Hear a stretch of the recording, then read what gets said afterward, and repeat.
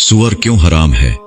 बचपन में हमने बड़ों से सुन रखा था कि सुअर हराम है, लेकिन जब भी पूछते तो कभी वो वजाहत न कर पाए, क्योंकि उनके पास तहकीक नहीं थी।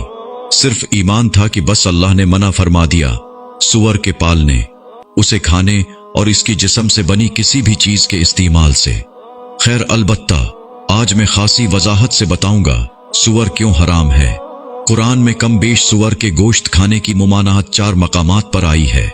सूरती बकरा, सूरती माइदा, सूरती अनहाम और सूरती नहल की आयात में।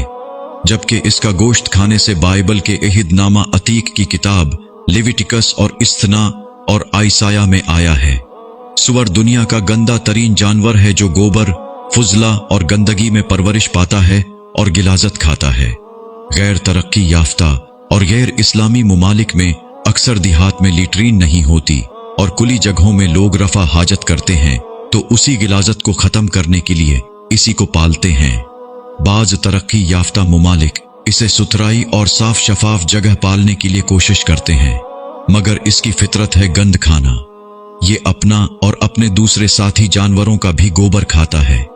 ये दुनिया का सबसे बेशरम तरीन जानवर है जो अपने दूसरे साथी सुअरों को भी अपनी साथी सुअरनी के साथ जिनसी अफ़आल करने की दावत देता है।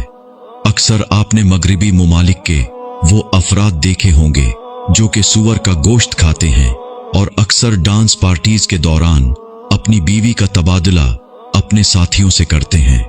सुअर के गोश्त में कम अज कम 70 बीमारियां हैं। इसको खाने वाले के मादे और आंतों में कई किस्म के कीड़े पैदा होते हैं, मसलन रावुंडवाम, पिनवाम और हुकवाम।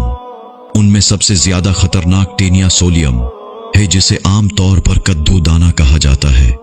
इसका गोश्त हार्ट अटैक, नाबीनापन, जिगर का नुकसान और जिस्म के बहुत से हिस्सों पे असर करता है।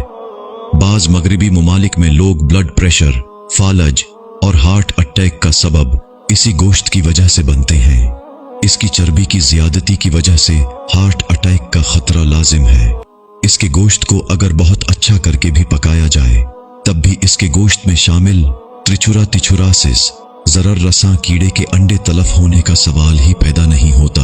सुभान अल्लाह, क्या प्यारा दीन इस्लाम है जिसमें इंसानियत को नुकसान पहुंचाने वाली हर मुज़र चीज हराम की गई है।